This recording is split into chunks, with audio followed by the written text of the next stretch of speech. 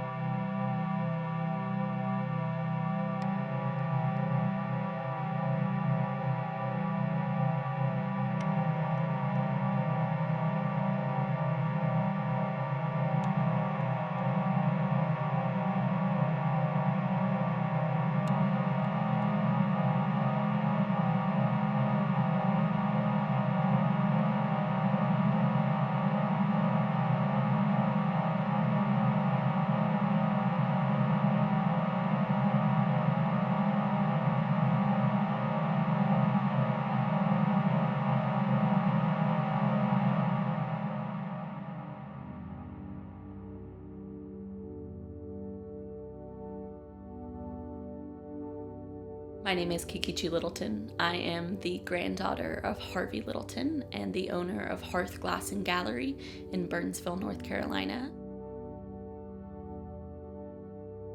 Hearth is the fireplace. It's the place of innovation. It's the place of birth, rebirth. There is an additional term called a cultural hearth, and it refers to an area where widespread cultural trends are started. And in my opinion, this area, Western North Carolina, the Tow River Valley, is a cultural hearth for glass, in particular due to my grandfather. My grandfather came to this area. He set up his own studio. He did glass blowing here for several years, and his studio is actually right on the Blue Ridge Parkway. It overlooks the mountains. And so you would have his apprentices who came, and then their apprentices who came, and just this family tree of glassblowers that grew and rooted here in the land. To me, he was always my grandfather. He was never this larger-than-life figure that he was to everyone else. And I'm the youngest grandchild. And so I kind of have an interesting perspective in the sense that, I never had the opportunity to see him blow glass. I never had the opportunity to see him make any art at all.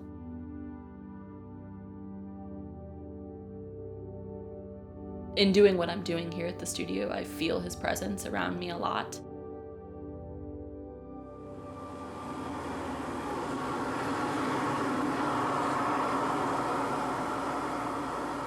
I used to wake up in the middle of the night and dream about it. And I couldn't wait to get to the furnace. And in fact, I think a lot of my early work grew out of those impressions of childhood. The technique and everything was dredged out of my subconscious.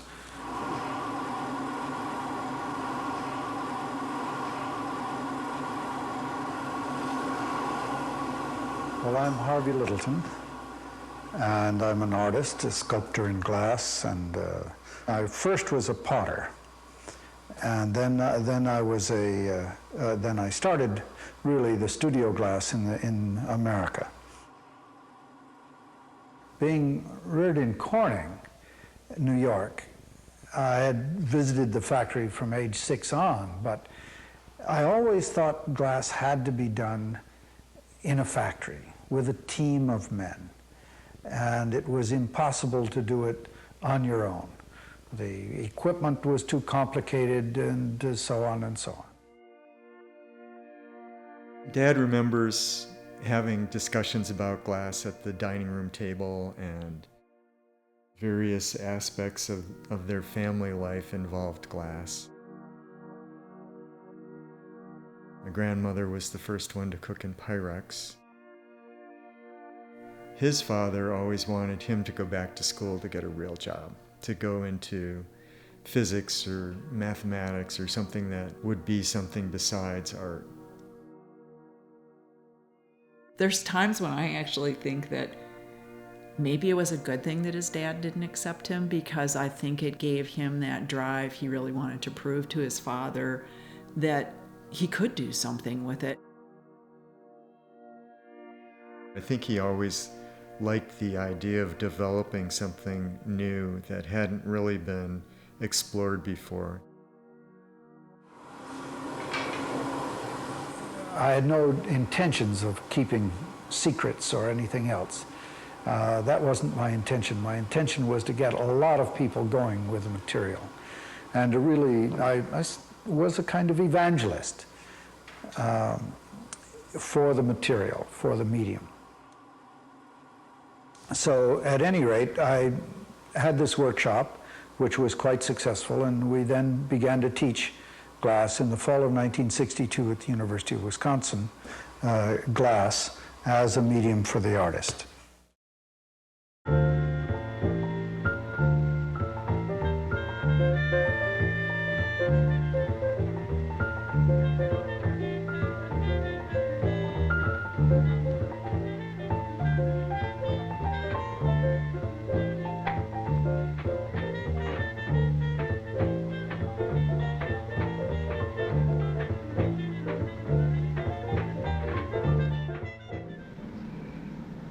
Glass, as we work with it, is a moving, glowing, changing, rhythmic pattern throughout the whole area. The area then almost becomes a dance floor. A lot of people speak of the dance rhythms of glass making. Hot glass making, that's what we're working with, hot glass. As I have stepped into my role at Hearth as the executive director, I feel this deep connection with glass blowing as a performance art. Just like fire feeds off of kindling, glass as a performance art feeds off of the people who walk in the door to watch you.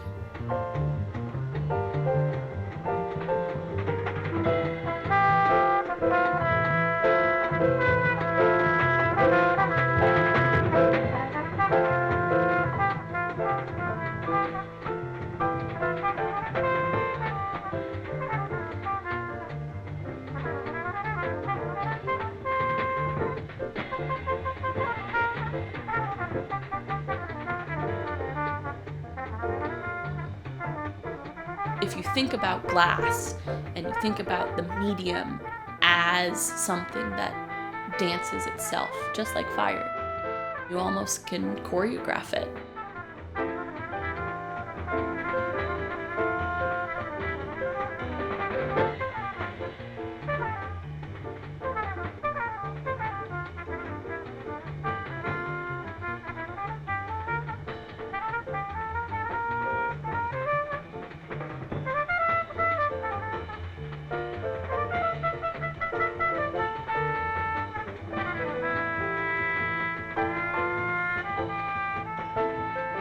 There's so much you have to do with glass in order to get it to behave the way that you want to do, but there's also the knowledge that it's not going to behave the way that you want it to do, because it has its own mind.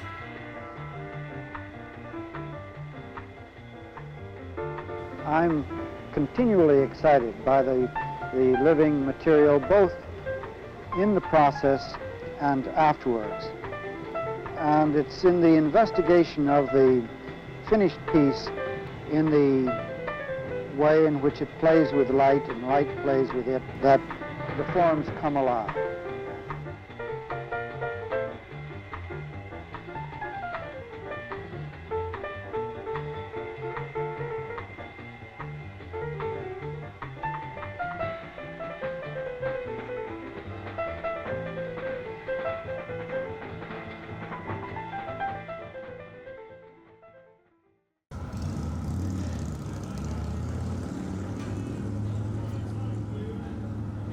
I always go back to the term, women are the caretakers of the hearth.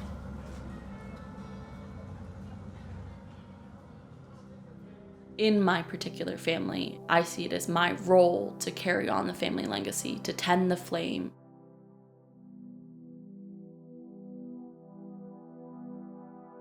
And I can do that both figuratively and literally by encouraging artists, and then by having a space where we have a furnace. It is my studio, and I feel a lot of pride in that. This is something I have built from the ground up, but at the same time, it's for the glassblowers, it's for the community. And so when I had the opportunity to go to Corning and to read the stuff about my great-grandfather, and then to go and see my grandfather's exhibit, I was just struck by this legacy. There's my great-grandfather Jesse, who was a physicist at Corning. My grandfather Harvey, who's the father of the American studio glass movement. And then there's myself, and I'm opening hearth. And my brothers, Tadayoshi is a glassblower, Seijiro is a printmaker.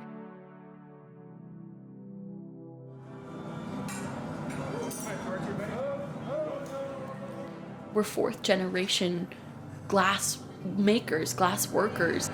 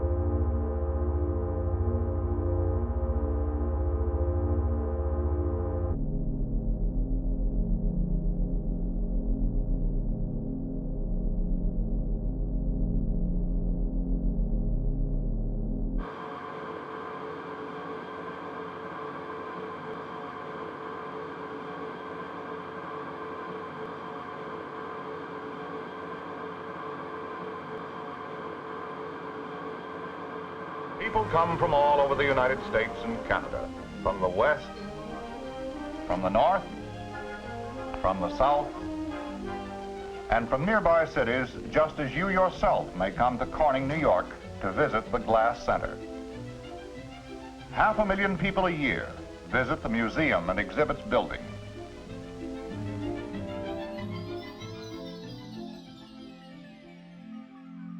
The story of the Corning Glassworks begins more than 170 years ago. Since its founding in 1851, Corning has had an important hand in some of the most revolutionary innovations of the modern age. Electric light, radio, television, and fiber optics are just a few examples of the company's efforts to push glass to its highest potential. It was Corning that first supplied Thomas Edison with the glass casings for his famous light bulb in 1880. And its subsequent history with rival partner General Electric kick-started a culture of research and development in American industry.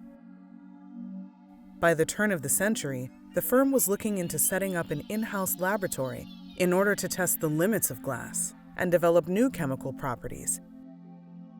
And in 1913, they hired Dr. Jesse T. Littleton, a 26-year-old professor at the University of Michigan, to be Corning's first laboratory physicist.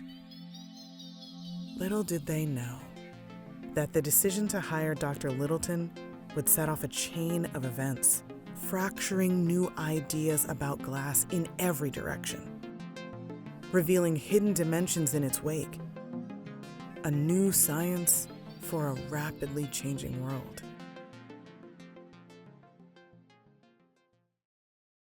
At the time, Corning was experimenting with its newly patented Non-X glass, a non-expansion borosilicate capable of withstanding great changes in temperature. Originally made for railroad lights, the product worked so well that the company was losing money from a lack of demand for replacements.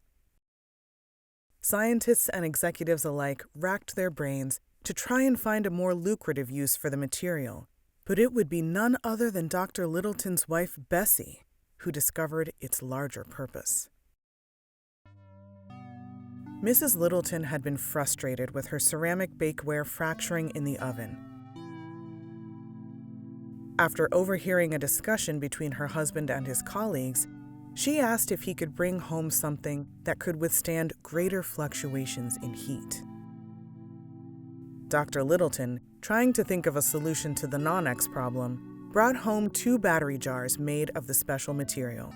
Bessie promptly baked a sponge cake, which, to the scientists' amazement, produced a remarkably uniform shade of brown all over. Pyrex, Corning's first consumer product, had come into being. Although the discovery was a joint effort, Dr. Littleton would slowly overshadow his wife's involvement over the years, and her name began to appear less frequently alongside his when retelling the story of its famed creation.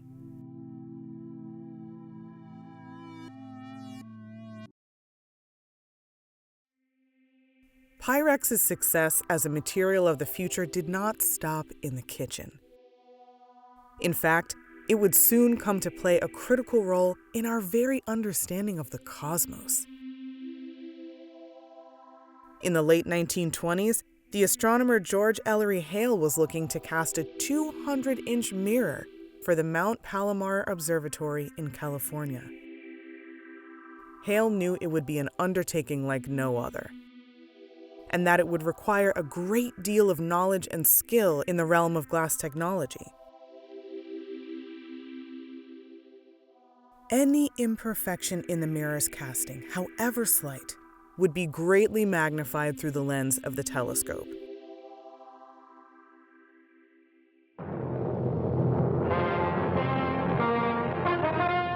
In research, in engineering, in manufacturing skill, at General Electric, progress is our most important product.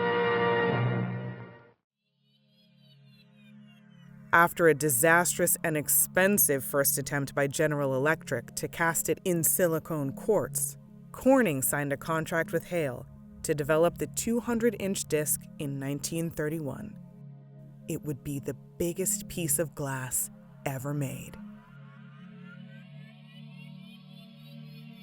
Scientists at Corning had experimented with Pyrex for smaller telescopes in the past, due to its low expansion properties, and decided to use it for the large-scale casting. The international press soon caught wind of the event, and more than 6,000 attendants witnessed its first dramatic pouring on March 25, 1934. Among those in the crowd was an 11-year-old Harvey Littleton, who watched in collective shock as the mold slowly broke apart on top of the molten glass. Although the failure was an embarrassment to Corning on the world stage, Harvey was impressed with his father's calm demeanor in the face of disaster. 9 months later, a second casting proved to be successful. And after 15 months of cooling and finishing, the massive disc was shipped by special train to Pasadena.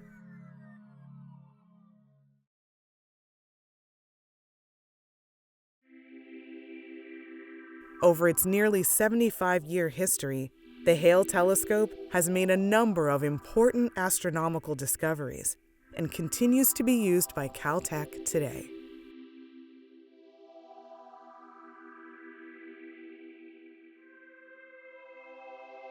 this evolution from the railroad to the kitchen to the stars, born out of a special material capable of multiple compositions and forms, parallels another path of innovation a few decades later, also under the careful watch of Dr. Littleton, now the director of research. This time, however, it would follow a darker course of discovery.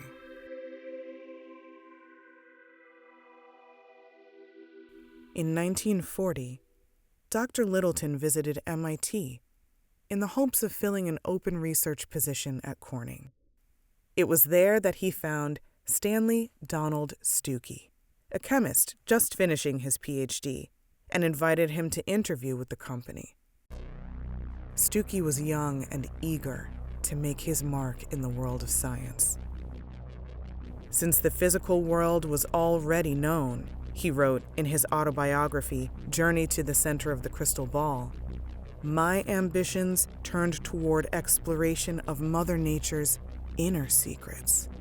Where would I find the all-important door into unknown lands? Upon his acceptance to the job and move to upstate New York, Dr. Stuckey began experimenting with photosensitive opal glass, which uses exposures to light and heat to produce photographic images in the same way celluloid film operates. He researched medieval alchemy, looking for the fragments of its long-lost secrets. What seances in the dark was he conducting here? What dark magic was he conjuring? His early success in photosensitivity led to other findings. A dynamic industry employing more than 1 million. Television, an unparalleled blending of science and art, invention and engineering, private incentive and public service. One of these was in response to a challenge from Dr. Littleton to find an economical way to drill 1 million holes in a plate of glass. Color television was on the rise, and Stuckey found a solution to manufacturing an aperture mask capable of broadcasting its range.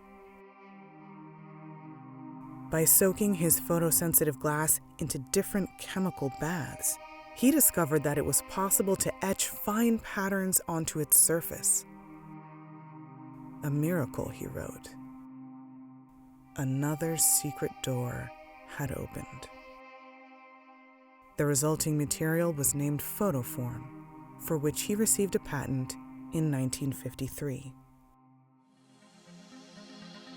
It was around this time that Dr. Stuckey, deep in the laboratories of the Crystal City, finally made contact with the other side.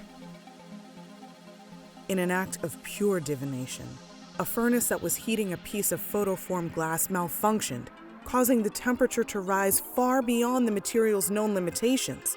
Instead of melting, he found its very molecular structure had been transformed into something entirely new. The glass had crystallized and transcended its physical form.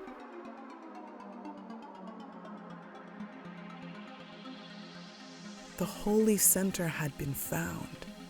The door into the unknown had selected its latest disciple, another Glass Evangelist kneeling at the foot of the furnace, ready to accept the emerald tablet.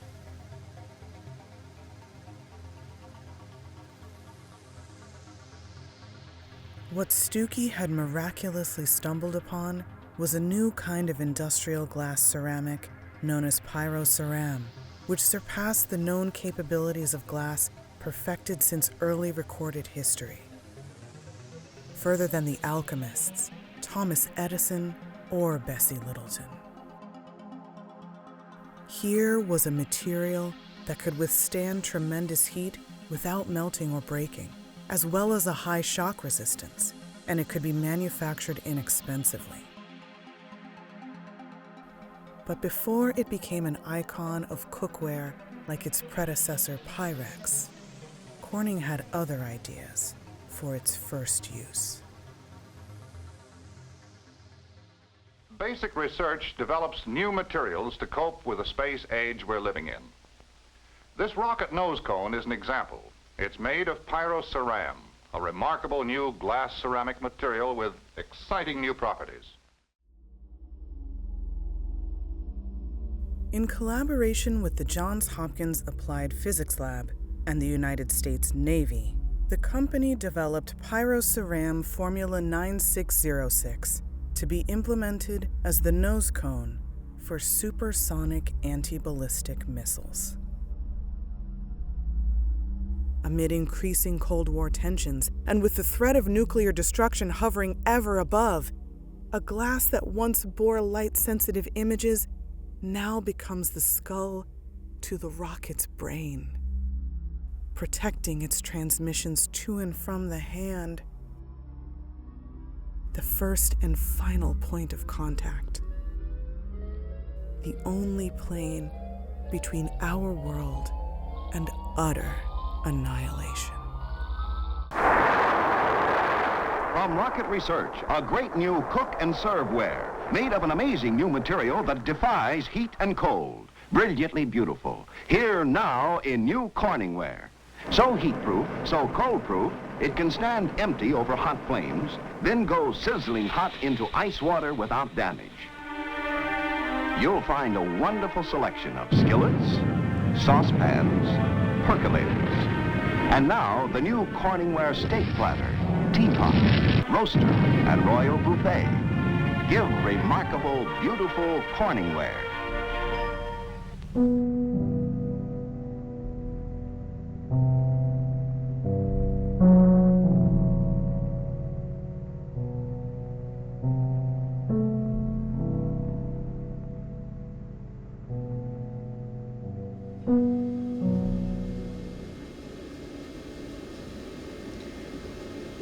I found my grandfather under the bed.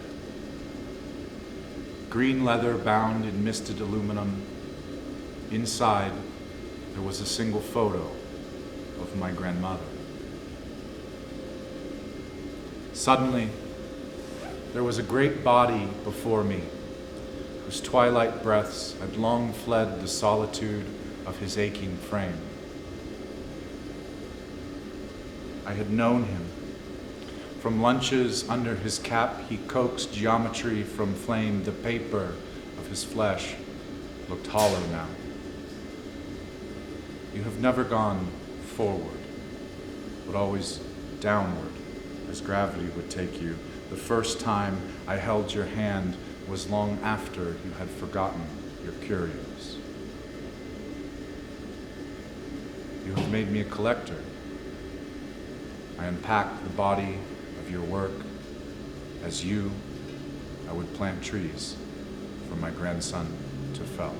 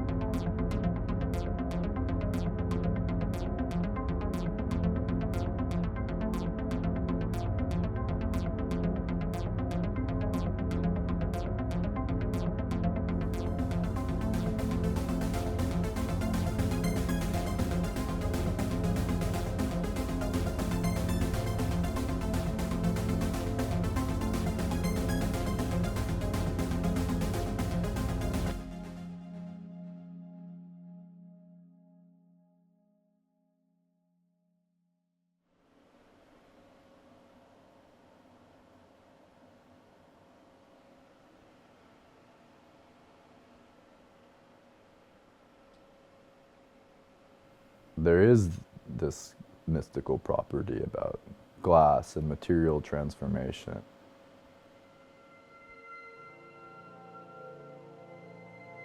I'm around all sorts of beakers and pipettes and microscopes, which all have lenses and mirrors, which are all composed of different kinds of glasses, and different glasses have different properties.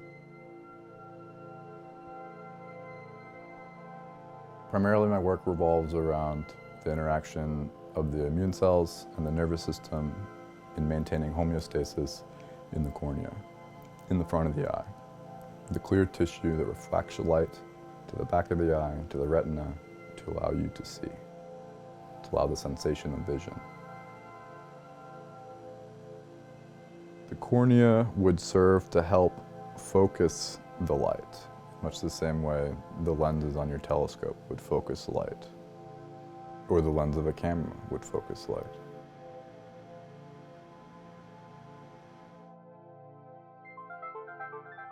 The development of tissues in an embryo, the processes of movement in those cells are very similar to the ways that glass moves.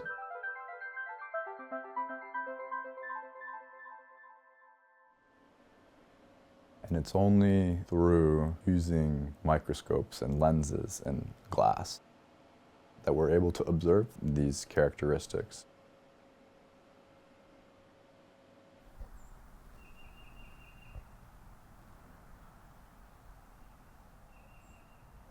I first kind of really felt like I found my voice with art when I was making prints.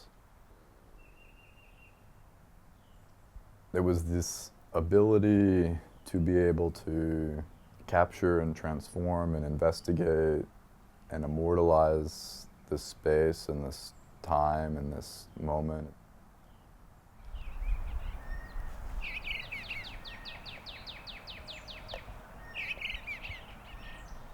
Sometimes I'm trying to preserve or capture or transform what is multidimensional into 2 dimensions.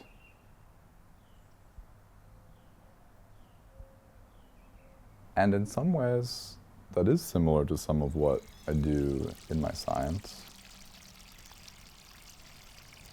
where we're looking to understand this complex interaction of cells over time.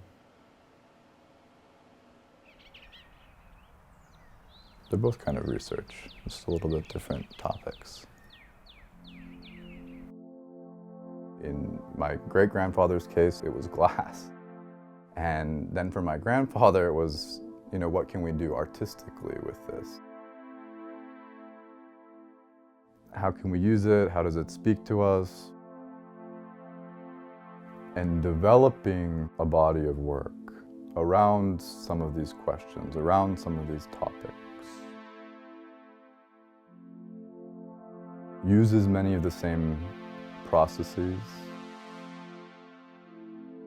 considerations, meditations,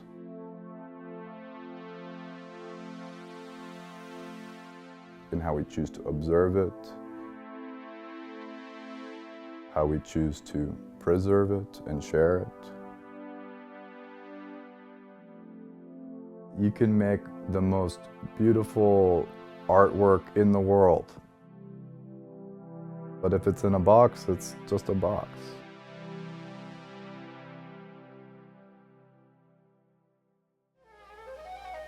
Of course, it's always nice to have the reputation as an innovator. And as an innovator, you have a certain claim to fame. But in the long run, your work has to stand on its own as a unique and fine piece of art. No matter who started it, or who did it, or when it was done, or how it was done, the piece itself is the final arbiter. Whatever title you give me, I stand or fall in the end by my work.